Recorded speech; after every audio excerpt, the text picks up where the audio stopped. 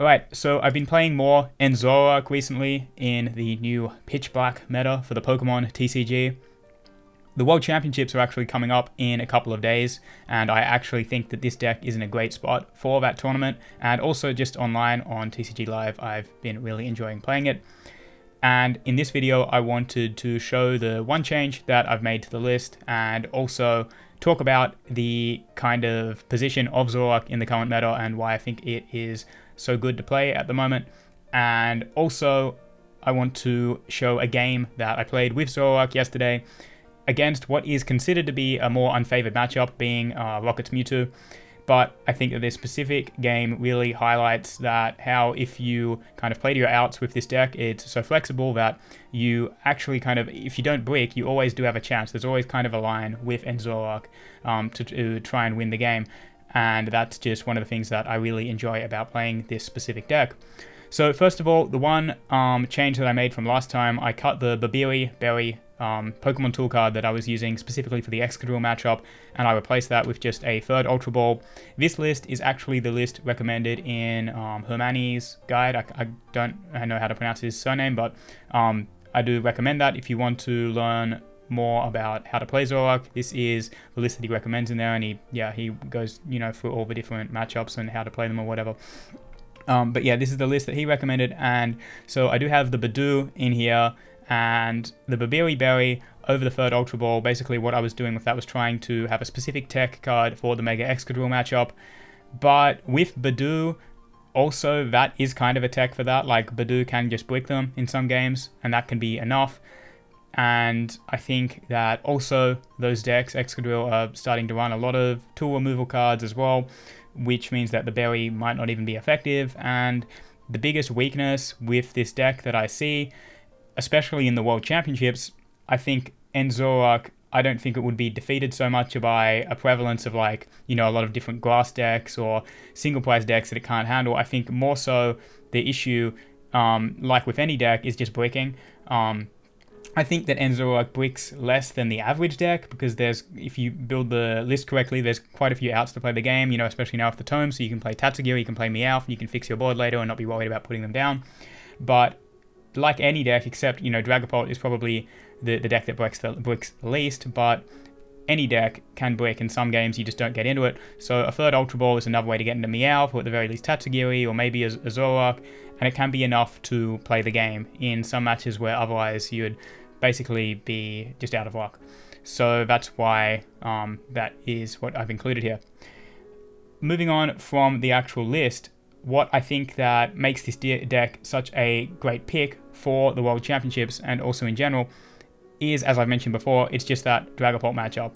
Expected 40% plus, maybe even 50% total meta share for Dragapult at the World Championships, and I think people do overstate it. People act like Zoroark, when its top players playing against each other, has 70 or 80% or even 65% time into a Dragapult. I don't think that's really the case, but I'm fairly confident calling it like a 60-40-ish matchup in Zoroark's favor, and there's just a lot more potential to kind of surprise your opponent and outplay them than on the Dragapult side. And the numbers just kind of add up in your favor in terms of how much damage you're doing compared to them, and how you can kind of take advantage of their spread strategies with your own Monkey Doys. And so there's a lot. It is favored, but I don't think it's massively favored. However, to even say that it's confidently favored is saying a lot, considering just how good Dragapult is. And then the bad matchups for Zoroark, like I'm going to show you a match against Rocket's Mewtwo, which is basically Rocket's Spidops when you play a Zoroark against it, because they're just going to use the spiders to try and one-shot your Zoroarks because of weakness. When you play against these unfavored matchups, one, you still actually do have a chance, and two, I don't think that there's necessarily going to be that many, say, Hydrapple or Ogerpon Meganium or Mega Venusaur players at the World Championships. I don't think that that's really going to happen. And top players generally seem to shy away from a lot of those decks, and Hydrapple is kind of in a bad spot in the meta, so it's not really something that I think will be that prevalent there. And also, even in those matchups, there's ways that you can kind of scam a win if you are someone who is very confident playing Zoroark. So I think that it's maybe best positioned, but even if not, it's a very solid pick for a significant portion of the player base who are going to Worlds and are capable of piloting and Zoroark to a high level. Moving on from that, I am now going to show you the game I played against that I think really shows off some of the unique ways, different lines that you have in, supposedly or definitely unfavored matchups as the Zoroark player. Even with prizing issues, you can still manage to win. Alright, coming into the game, this is on the ladder. I'm at like 1700 and something elo right now. I'm choosing blind second, as you can see here. Because I have Badu in my deck, it's very helpful to get that turn 1 Itchy Pollen in a lot of matchups, and just in general, it's quite helpful in a lot of the games against Dragapult. You want to be going second. Especially if you have Badu in your deck, definitely. And also to play around there, Badu. So that's kind of the thinking for the most part. And as you can see, opponent turns over Mimikyu, and I know that it's going to be kind of a difficult matchup. I do have a pretty solid hand here. They get the turn 1 Proton, which it seems like these rocket decks always just seem to have, and gets out all the spiders because they're basically going to be playing this as a rocket Spidops deck. No reason to get Mewtwo into play with its weakness to my dark types, and now I'm going to see what I can do. So with this hand, like straight away, I have the Ultra Ball. I'm wanting to, if I can, get into Meowth, and basically just see some more cards. I want to get down my Zorurs, get into Meowth, and maybe even get into Badu as well, just to slow them down with Item Lock, and see if I can prevent them from taking a knockout next turn, and set up Darumaka and Dalmanitan, because my way to win this match is going to be taking multi-prize turns, swinging with Darumaka or with Dalmanitan's Flame Body Cannon, and taking out multiple spiders in the same turn. That's kind of my route to victory.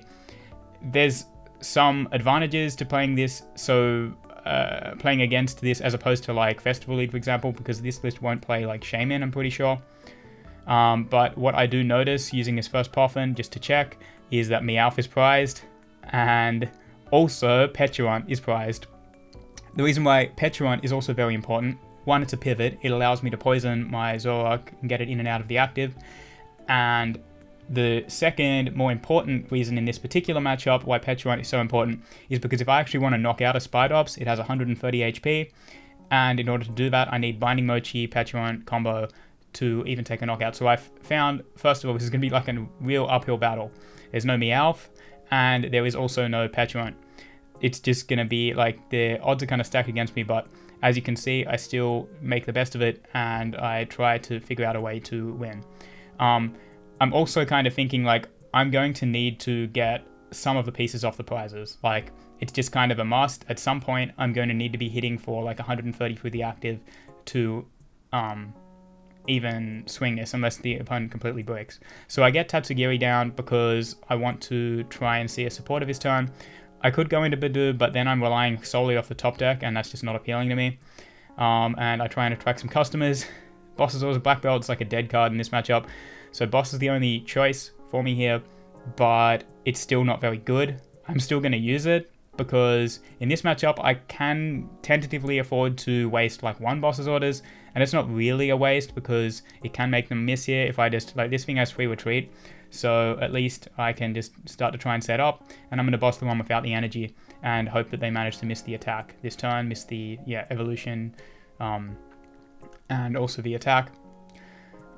So he gets a Spidops here, evolves the one with the energy on the bench, and then I think here he is about to play like Secret Box or something. No, he plays Ariana first. But I know on this turn he plays Secret Box because I remember the feeling when he didn't. I thought, okay, so this game is probably just over. So he has like a 10-card hand, massively favored matchup, and plays the Secret Box. Gets rid of an energy in the discard as well because that is very helpful because then you can use Spidops ability. And then he is going to get his cards off Secret Box, just waiting. And he gets the Archer. So I went and checked there what I think I did. Maybe I didn't. I think I was just one of the cards. Yeah, no, I went and checked, and you can see that he got the Archer. So what that is basically he's gonna try and get me to take a knockout and then use that in order to put me down onto like a low hand size, which would be pretty crippling here, unless I'm able to get some onboard draw established, basically.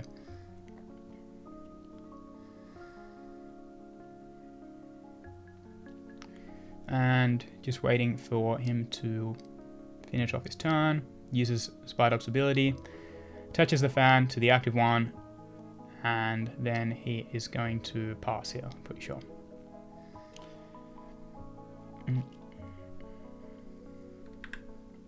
Alright, so he did in fact pass, and now I have a decision here. So I would need, like, Petulant's not there, he's not in the deck, so I would need like 3 energy total to even mount an attack this turn. It's just not realistic for me to be able to attack. So I have like kind of a very tough decision with this Ultra Ball. It could be correct to not even play the Ultra Ball, but you're going to see I actually decide, eventually, I kind of think for a while. I use the Ultra Ball and I'm going to use Lilies. And this was the toughest decision. Like, I could get Darmanitan to guarantee it, not for this turn, but for next turn. But in this kind of match where I'm already so unfavored, I have to play kind of a bit riskier, I feel. Zoroark is the wrong answer, because I don't want to put down a 2-prizer in play unless I'm attacking. That's the key thing, and I almost make the mistake of doing it. And then I realize, like, it's just not realistic for me to get free energy into play and actually attack this turn and get Darmanitan. I'd need like 2 PP ups and, you know, the manuals. Like, it's just not, that's not really a thing. Even still, it wouldn't work, because I would need to get the PP up. Yeah, anyway, this is not a realistic line. So I decided to actually get Badur, because I want to slow him down as much as I can next turn and prevent him from setting up a third Spidops. If I can do that, if that's even in his deck, I'm not certain, because I feel like he maybe would have evolved this one if he did have it. But the fact that he attached to it makes me think that he probably does have it. And I basically just want to slow him down as much as possible. I draw into like quite a good hand, but there's actually no reason to play any of these cards except to just go into Badur and keep a 1-prize board here. That means that next turn, he's only ever taking a single prize card. It's like basically preventing most of the loss of this turn, and I'll be not as far behind. There's no reason to evolve into Darmanitan either, because then it makes it much more enticing for him to use Giovanni and to basically boss KO Darmanitan. If I just leave the Zoroark there, he's probably going to just leave it alone and either KO Badur, or if he does have Giovanni, he's probably going to choose to get rid of one of the Zoroarks, is my thinking. So there's no reason to play the PP ups, there's no reason to get any energy on board or try to use a secret box or try to evolve my Pokemon, because it would just be giving him better targets to kill next turn. He can basically has his pick. Like, he can kill any of my Pokemon at the moment and it's fine, and I'm not losing any extra energy from it. And as you can see here, he does use the Giovanni, and he's going to choose to take out one of my Zoroarks. And if I did evolve into Darmanitan there, then we'd be in a much worse spot if he chose to get rid of it, because it's my only way to really take multiple KOs in a single turn. So he starts off the prize race, and now I'm going to promote Badur because I don't have Petch, so there's no point putting Tatsugiri in the active. I would waste an energy getting it back out. And now I need to evolve my Zoroarks. I want to get down Fezandipity as well to get more onboard draw, because I'm going to need to see a lot of cards to even be able to play this game, basically. And I'm not even going to be able to knock out the active Spidops. However, he didn't evolve the Tarantula on the bench, which is good. It means that I can at least knock it out with Flame Body Cannon this turn. So I'm going to get rid of Black Belts, Lilies, and a Tome.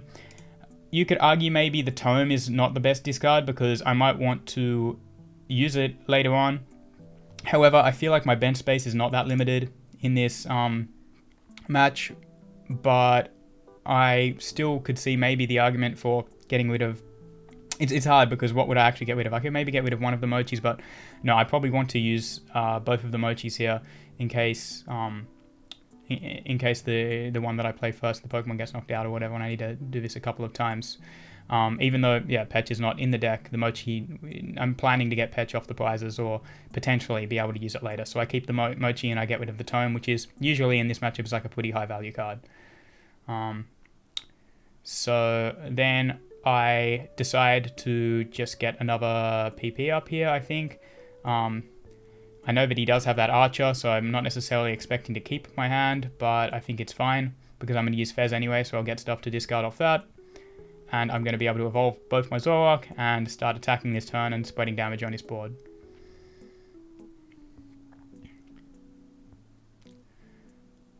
going to use my first trade.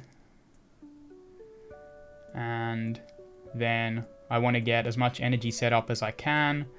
So I think I probably should... Maybe there's an argument to discarding an energy so I can use more of these PP ups here. I think that might have been a slightly better play, but I know that Darmanitan's attack is going to put energy in the discard.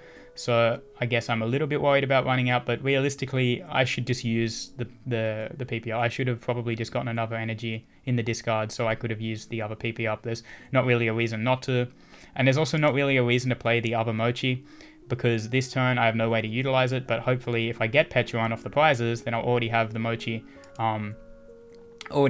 attached to the Zoroark that I plan to use next turn. So I retreat, and now I'm going to use Flame Body Cannon, and I'm going to take out the benched Tarantula, and I'm going to put 90 on the active one as well. So ideally, of course, you don't have Petron prized, and you're taking multiple KOs on spiders each turn, but as you can see there, I do manage to get Petron off the prizes. So all of a sudden, this game, it depends if he gets more spiders down, but this game is looking a bit more possible now. Still not in a great spot, especially if he gets down more spiders, but as you can see, that was not a spider, that was not a tarantula. And he decides to play the archer there, so all of these cards get shuffled back into the deck, and I'm back down to a hand size of 3. Uses the factory. Oh yeah, another small mistake last turn. I should have probably just bumped the Team Rocket's factory. Yes, he's probably going to bump it back, but in this situation, my active is always getting knocked out, and it just denies him 2 more cards, so that is a small misplay. I should have probably, yeah, just used one of the 2 Angus Castles and I had. It gets it out of my deck as well. And I still have another stadium if I need one. And so, yeah, I think it probably would have been worth it just to bump his stadium last turn. Now, he didn't play down another Tarantula. He only has 2 of them. And so I have now realized that for this turn, I specifically need to get Petron, I need to get an energy on Zoroark, and I also need boss's orders. And what I can do then is I can play down Petron, I can boss the other spider, do 130 on this and 90 on this one, cleaning them both up. And then once I've wiped the spiders, I pretty much win the game. I figure that I probably only have like a 1-turn window to do this, because I think it's super reasonable for him to use like Night Stretcher or some other way to get spiders back next turn if I miss. And from there, I think he can very easily win. He could even set up Mewtwo and possibly just, use it as like a sweeper at the end. I think it's just super reasonable for him to win the game if I don't wipe the spiders this turn. So even though it doesn't have free retreat, I decided to promote Tatsugiri over Badu, because I figure if I manage to just find Petulant, so I just need an Ultra Ball or some way to get into Petulant off the Flip the Script and the 1 trade and my top deck, if I manage to at least get into Ultra Ball, then maybe I can use Tatsugiri's Attract Customers to get boss. So that's the thinking. It's not something I would usually do in this spot, but as you can see, I pick up the Ultra Ball, so I immediately get rewarded for doing that. I'm just trying to thin the deck here, and I decided to get one of the Zekrom out of the deck because I'm fine with it going into the discard. And I just, want to see as many fresh cards as possible, as many live cards, because now all I need is boss and an energy to be able to actually wipe the spiders here. Flip the script first. I do manage to get boss and an out to an energy. I'm just going to play it safe here. This is already enough in my hand, I'm pretty sure, to wipe the spiders. I decided to use Attract Customers now, and it fails, but that's fine. I already have the boss. And then I'm going to trade away Zekrom. Probably could have gotten rid of Yveltal, probably a bit better. And then here, I can get rid of both of them. I can grab Petulant off of this. And at this point, I really can't believe that I managed to win this game. Like, I did not have a very fast start, and I had crazy pricing issues in an already unfavored matchup. But it's just is such a flexible deck, and as long as you don't completely brick, as I mentioned before, and Zoroark, it generally has a chance to win. One more thing I did at the end here, I decided to attach to Petulant in this particular matchup. Also, there's a couple of other matchups where it becomes relevant, like off the top of my head, I think the Hide and Sneak it can be a decent attacker. There's like a Bronzon deck that's coming around, Petulant can be a decent attacker. There's a lot of situations where it can potentially one-hit KO if they get down to 1 prize remaining. And just in general, like this specific matchup, because of Petulant not having the grass weakness, they actually do struggle to one-hit KO Patch. So it's a very good attacker, and I don't have any other Zoroark on board. So using a PP up on this and then getting an attachment on Petch, if they did manage to get back into the game, Petch could be a really solid attacker here. But as you can see, I boss the healthy spider, and now I'm hitting for 130 into this, and then I'm going to put another 90 onto the spider on the bench, and effectively winning the game in doing that, because now they're wiped out of the evolution lines that can one-hit KO my Zoroark. And I'm in a very favored position from having those crazy pricing issues and basically having to set myself up to play to hopefully unprice Petch, going on to win the game. And I think it is just one game, but it shows like a way in which Zoroark is such a flexible deck, being able to win even these unfavored matchups. By no means is that something that you can expect to happen every time you sit down to play this particular matchup, but you know, like you have such a good matchup into Dragapult that if you can do something like this in even 3 or 4 out of 10 games, then I think it is kind of worth it.